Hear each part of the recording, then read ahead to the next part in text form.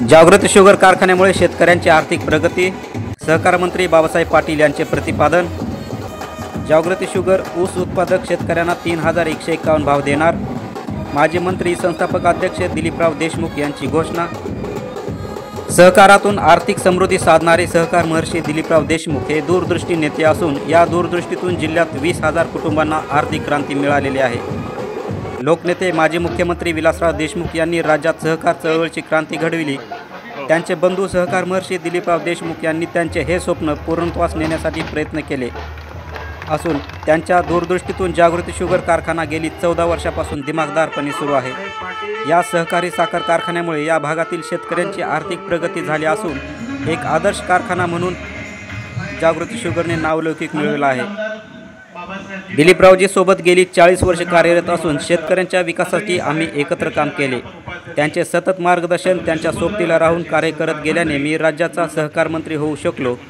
भविष्यात त्यांच्या सोबत राहून कार्य करत राहू, असे प्रतिपादन राज्याचे सहकार मंत्री बाबासाहेब पाटील यांनी बोलताना व्यक्त केले। ते मंगळवारी देवणी तालुक्यातील तळेगाव येथील Jagruti sugar and allied industries limited या कारखान्याचा 14वा गळीत हंगामाचा शुभारंभ व माजी मंत्री सहकार महर्षी दिलीपराव देशमुख यांच्या अमृत महोत्सवी वर्षाच्या निमित्ताने त्यांचा सत्कार सोहळा आयोजित करण्यात आला। यावेळी ते बोलत होते। कार्यक्रमाच्या अध्यक्षस्थानी राज्याचे माजी मंत्री, कारखान्याचे संस्थापक अध्यक्ष सहकार महर्षी दिलीपराव देशमुख, सौ सुवर्णाताई दिलीपराव देशमुख यावेळी उपस्थित होते। यावेळी प्रमुख अतिथी म्हणून माजी आमदार वैजनाथराव शिंदे, माजी आमदार धर्माजी सोनकवडे, जिल्हा बँकेचे संचालक अशोकराव पाटील निलंगेकर, जिल्हा बँकेचे अध्यक्ष अभय साळुंके, राष्ट्रवादी शरद पवार गट प्रदेश सरचिटणीस बसवराज पाटील नागराळकर, आबासाहेब पाटील, यशवंतराव पाटील, ज्येष्ठ काँग्रेस नेते डॉक्टर BV मोतीपवळे, मल्लिकार्जुन मानकरी, DN शेळके, विजयकुमार पाटील, जिल्हा बँकेचे संचालक भगवानराव पाटील तळेगावकर, विठ्ठलराव माकणे, शिवाजी केंद्रे, मल्लिकार्जुन मानकरी, मोहितभाई शेख, जगदीश बावणे, धनंजय देशमुख, जागृती शुगरचे उपाध्यक्ष लक्ष्मणराव मोरे, संचालक दिलीप माने, संचालक सूर्यकांत करवा, गणेश येवले आदी मान्यवर उपस्थित होते।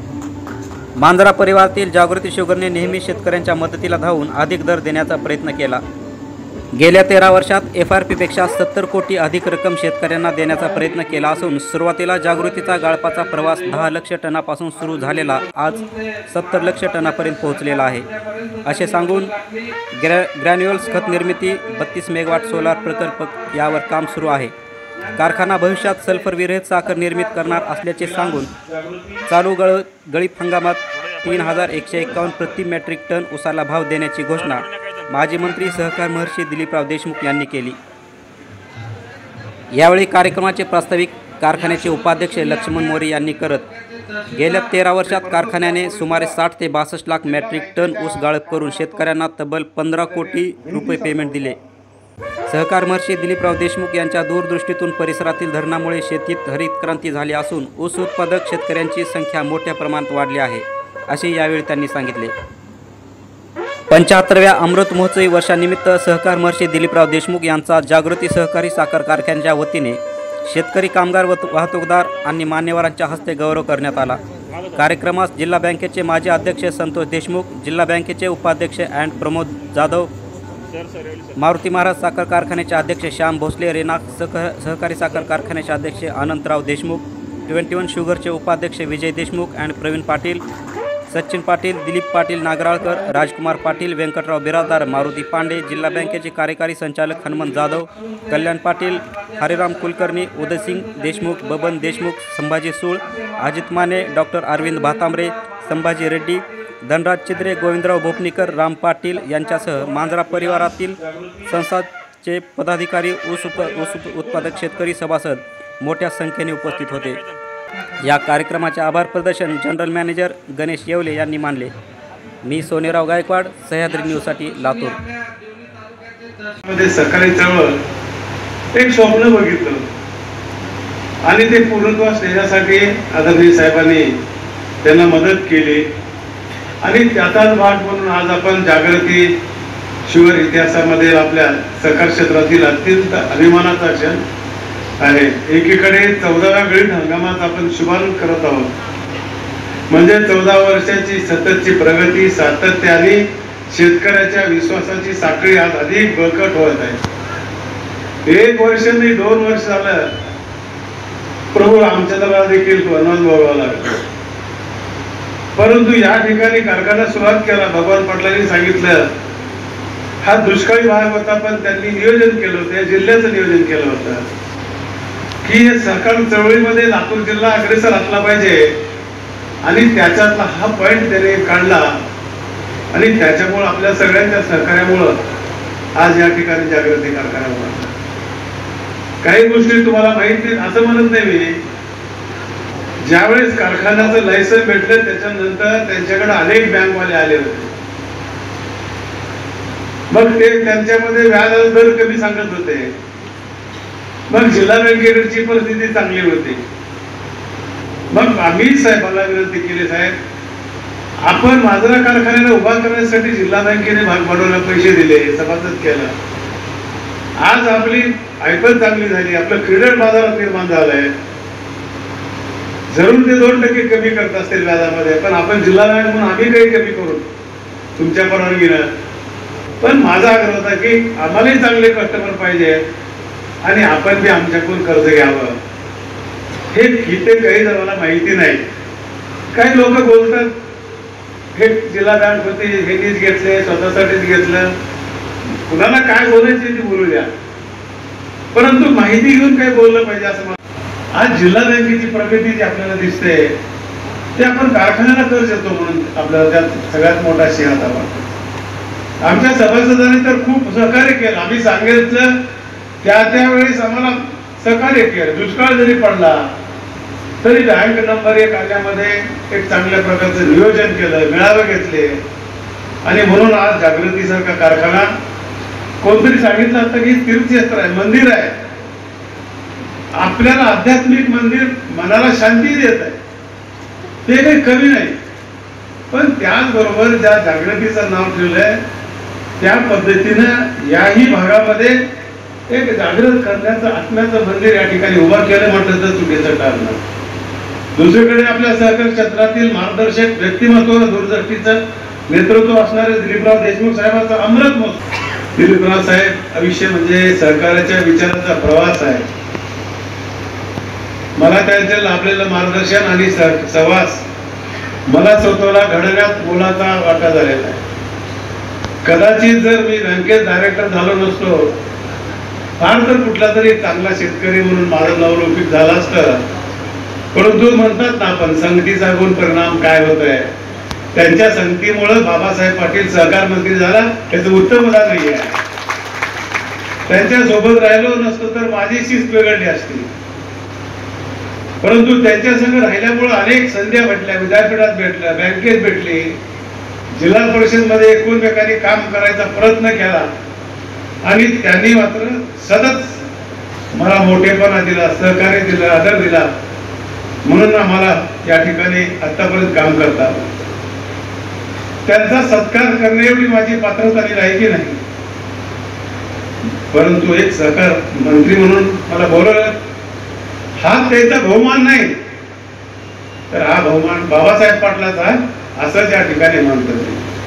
कारण तेवढी उंची माझे विचार, माझं वय नाही, पण पदामुळं या ठिकाणी मला ही संधी दिली. त्याचं सगळं सगळं साहेबाकडे जात आहे. जिल्हा परिषदेपासून ते आज मंत्री पदापर्यंत सांगितलं संघर्ष असेल त्याचे दिलीपराव साहेब साक्षीदार आहेत. हे काही सहजासहजी भेटलेलं नाही. एखाद्या माणसाच्या आयुष्यामध्ये एवढं मोठं काम केलेलं असतंय, पण तो त्या शेवटच्याच वर्षातलं धरत असतो. 99 वेळेस प्रयत्न केला, फसला, त्याचे ते आयुष्य असतंय, त्याने घेतलेली मेहनत आणि त्याचं अपयश, त्या पाठीमागं 90-99 वर्षाचं परिश्रम असतंय. म्हणून देवणी परिसरामध्ये सुरू झालेली जागृती शुगर आज केवळ साखर निर्मिती करणारी संस्था नाही, तर ती शेतकऱ्याच्या जीवनात जागृती निर्माण करणारी चळवळ ठरलेली आहे. केवळ कारखानाही ऊस घालतोय, पैसे देतोय एवढंच नाही, तर या सहकारी क्षेत्रामधून त्याने अनेक सामाजिक उपक्रम हाती घेतलेले आहेत. कायम बनूया, अनेक पुरस्कार त्यांना भेटलेले आहेत. अशाच प्रकारची कारखान्याची प्रगती व्हावी. साहेबाबद्दल एवढंच म्हणतो, आता म्हणतो आपण सगळे की माझेही 5 वर्ष काढून घ्या. खरंच देता आलं असतं तर दिलं असतं का? पण देता येत नाही. पण आपण म्हणतो आपल्या भावना चांगल्या असत्या, तर कर्तृत्वान माणसाला विषय चांगलंच भेटलं पाहिजे. बिनकामी माणसं कितीही दिवस राहून काय फायदा मला? आपल्या हातात जरी नसलं तर शुभेच्छा आणि सदिच्छा देण्याचं काम आपल्यामध्ये आहे. परमेश्वराला प्रार्थना करायचं आहे, साहेब तुम्ही 100 वर्ष जगावं, 100 बघण्याचा आम्हाला बी योग यावा आणि मंत्रीच राहू बरं का त्यावेळी जगणारच म्हणाल होईल बाई बघायला. खेळाडूच असं लक्षण असतं. म्हणून अधिक काही बोलत नाही. मुलीचा प्रोग्राम झाला असं व्यक्त करतो. आणि साहेबालाही तुमच्या आणि माझ्या वतीनं भविष्यामध्ये खूप खूप त्यांच्याकडून आम्हाला मार्गदर्शन हवं. त्यांना आता शुभेच्छा द्यायचं, धन संपत्ती काय करत ते सगळंच भेटते त्यांना. पुस्तकं मी दिलेत साहेब, माझ्या बुद्धीला पटले ते पुस्तकं दिले. सांगितलंय त्याला आता त्याला राजकारणाचं पुस्तक देऊ पडायमध्ये.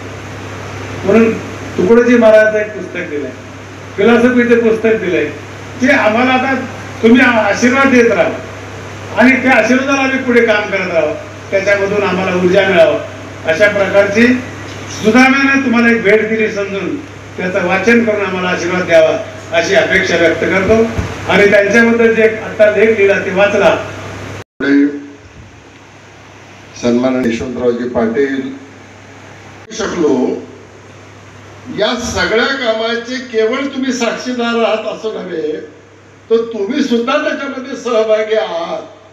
आणि म्हणून हा सत्कार हा केवळ माझा आहे असं म्हणण्यापेक्षा आपल्या व्यासपीठावरच्या आणि व्यासपीठावरच्या समोरच्या सगळ्या मान्यवरांचा हा सत्कार आहे.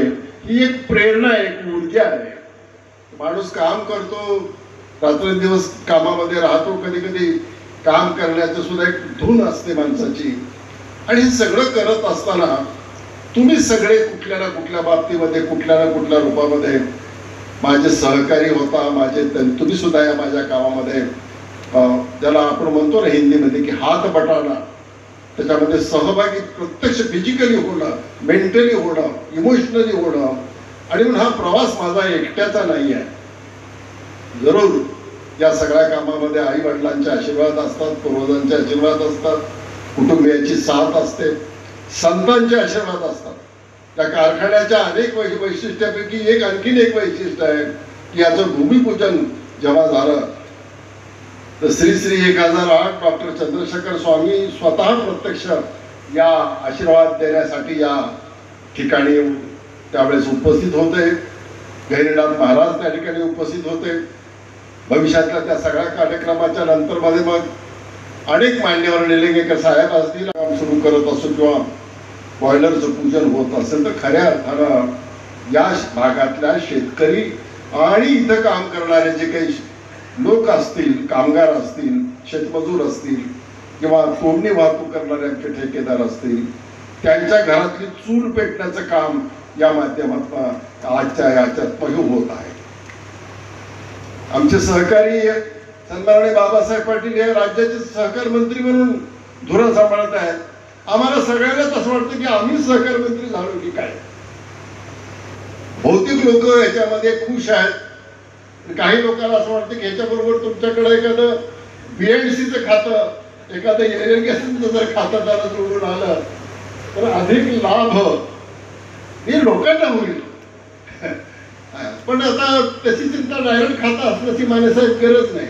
आपलं वेगळे पण राहिलं, बाकीकडे काय चाललं हे मी बोलण्याची गरज नाही. पण आपण सगळे माझ्या सहित भाग्यवान आहोत की आदरणीय शिवराज पाटील चाकूरकर साहेब आपल्यामध्ये आहेत, निलंगेकर साहेब होते, आदरणीय साहेब होते, विलासरावजी देशमुख साहेब आणि अनेक इथले सौदार्य वातावरण असं की आपले विचार पक्ष प्रसंगी आमचे वेगळे असले तरी विकासाच्या बाबतीमध्ये सगळे आमदार एकत्र येणं, सगळे नेते एकत्र येणं आणि काम करताना काम करणाऱ्याच्या ह्याच्यामध्ये कसलाही अडथळा न आणणं. मी हे सगळं काम करू शकलो, पण मला कधीही शिवराज पाटलांनी बोलावून असं नाही सांगितलं की तुम्ही काय करत आहात, तुम्ही योग्य करत आहात का चुकीचं करत आहात, कधी विचारणा केली नाही. विलासराव देशमुख साहेब त्याच्या पुढे होते. म्हणजे आम्ही सगळ्यात एकमेकांमध्ये जर कमी संवाद असेल तर साहेब मोठ्या साहेबांच्या माझ्यामध्ये होता.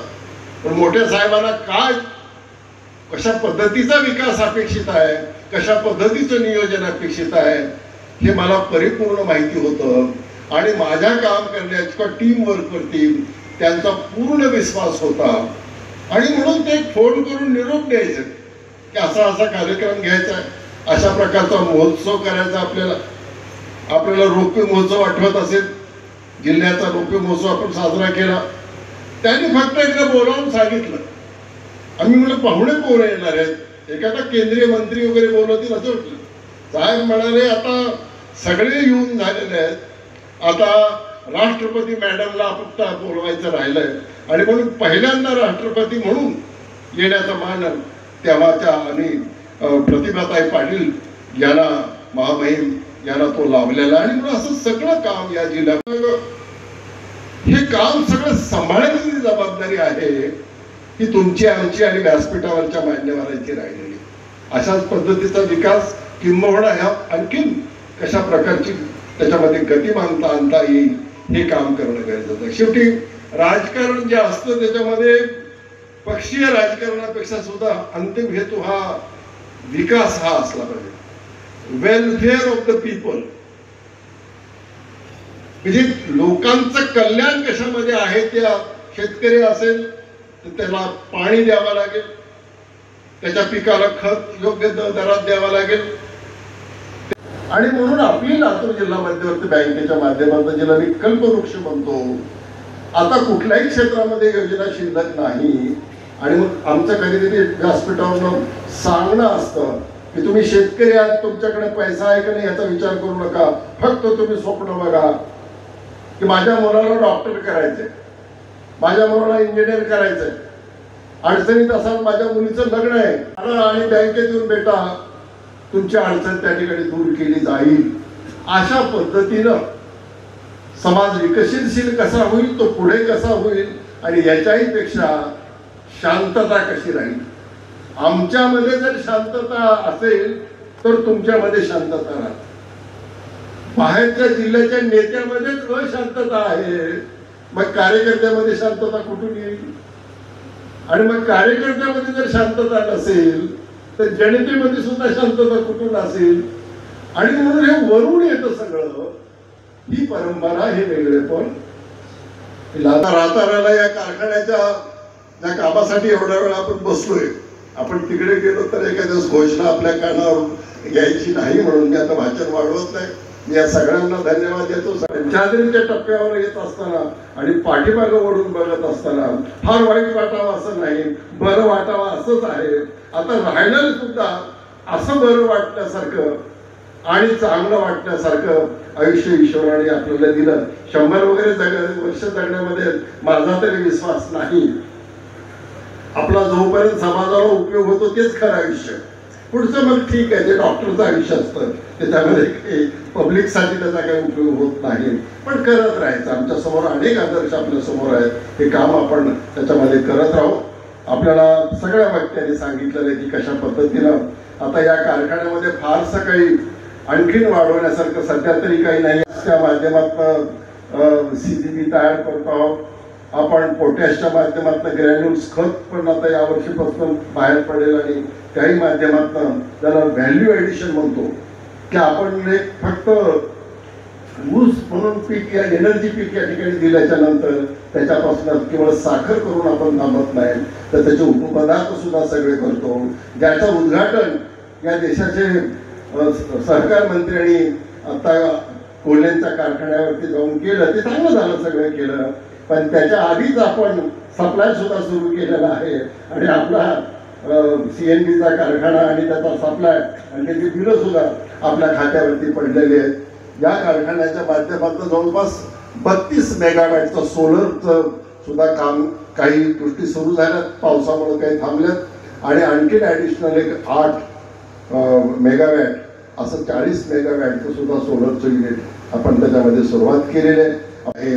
भविष्यामध्ये चुना तुम्हाला घ्यावा लागणार नाही, भविष्यामध्ये तुम्हाला सल्फर घ्यावा लागणार नाही. सल्फर विरहित अशी चांगली साखर आपण तयार करू. आपण सांगितलेले जे काही नॉर्म्स आहेत ते पूर्ण करण्याचं काम करू आणि म्हणून मनामध्ये आणलं आणि मनामध्ये जर सद्भावना असेल, पण हे सगळं जे करायचंय त्याचा केंद्रबिंदू मात्र या जिल्ह्यातला सर्वसामान्य शेतकरी आहे, ऊस उत्पादक शेतकरी आहे आणि म्हणून हा कारखाना चालवत असताना कधी कुठलाही दुजाभाव केला नाही, करणार नाही. जास्तीत जास्त भाव देण्याचा प्रयत्न केला. गेल्या 14 वर्षामध्ये FRP पेक्षा, देशमुख सांगतील तुम्हाला सुनीलजी, 70 कोटी रुपयाचं पेमेंट FRP पेक्षा आपण जास्त केलंय, केवळ राऊंड फिगर करण्याच्या भूमिकेत. कुठलाही कारखाना 70,000 सुद्धा जास्ती जाऊन देत नाही बॅलन्स शीटच्या बाहेर, पण 70 कोटी रुपये पर्यंतची जादा रक्कम. हे आपली माणसं आहेत, हे काही पैसे सोबत घेऊन जायचे नाही आहेत, सोबत राहिलंच आपल्या पाठीमागं. पण जे काम ह्या नेत्यांनी उभं केलं, ज्या कामामध्ये आम्हा सर्वांना सहभागी होता आलं, पिढ्याला पिढ्या या बॅरेजच्या पाण्याचा फायदा भविष्यातली आमची येणारी शेतकऱ्यांची मुलं आणि ती पिढी घेणार आहे. पिढ्याला पिढ्या त्यांच्या साखरेला अधिक दर देण्याचं काम, भाव देण्याचं काम या मांजरा परिवाराच्या 10-11 कारखान्याच्या माध्यमातून होणार आहे.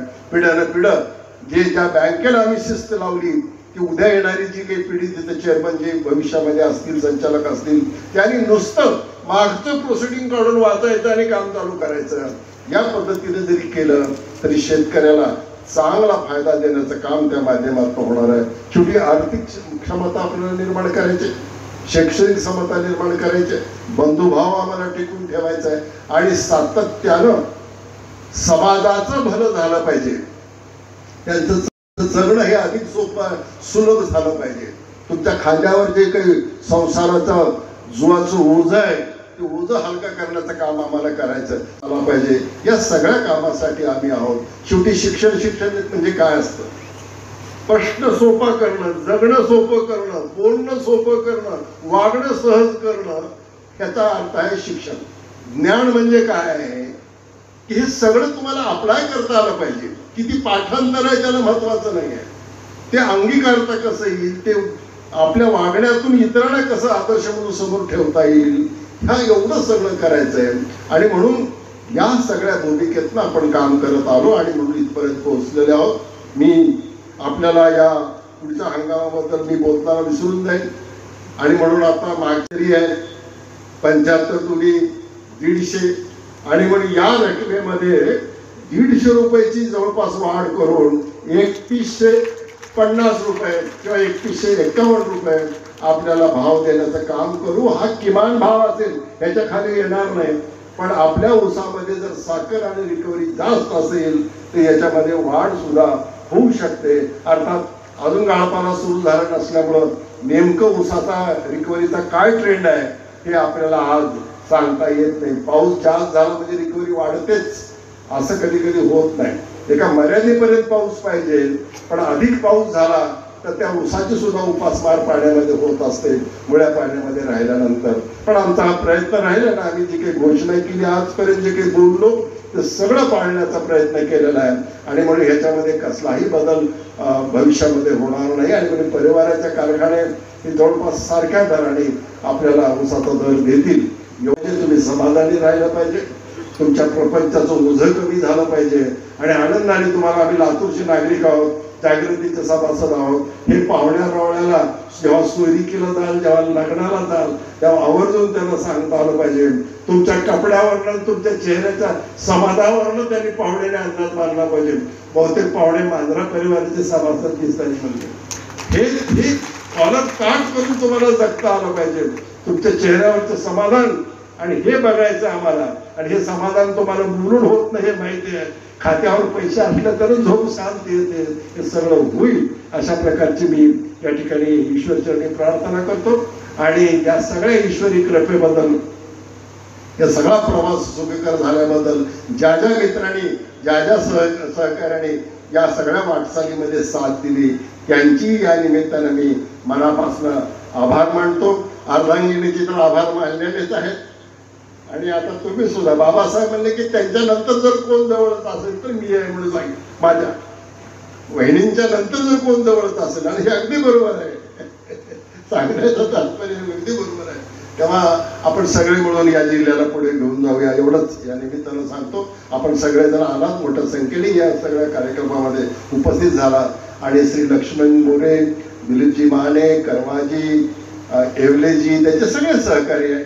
या सगळ्यांनी आवर्जून पत्र पाठवून प्रत्यक्ष भेटून आपल्या सर्वांना इथं येण्याबद्दल विनंती केली आणि आपण वेळात वेळ काढून आला त्याबद्दल व्यक्तिशः कार्यक्रमाचे लोक तर आभार मानतीलच, पण व्यक्तिशः मी आपल्या सर्वांना धन्यवाद देतो, आपले आभार मानतो, माझं भाषण संपवतो. जय हिंद.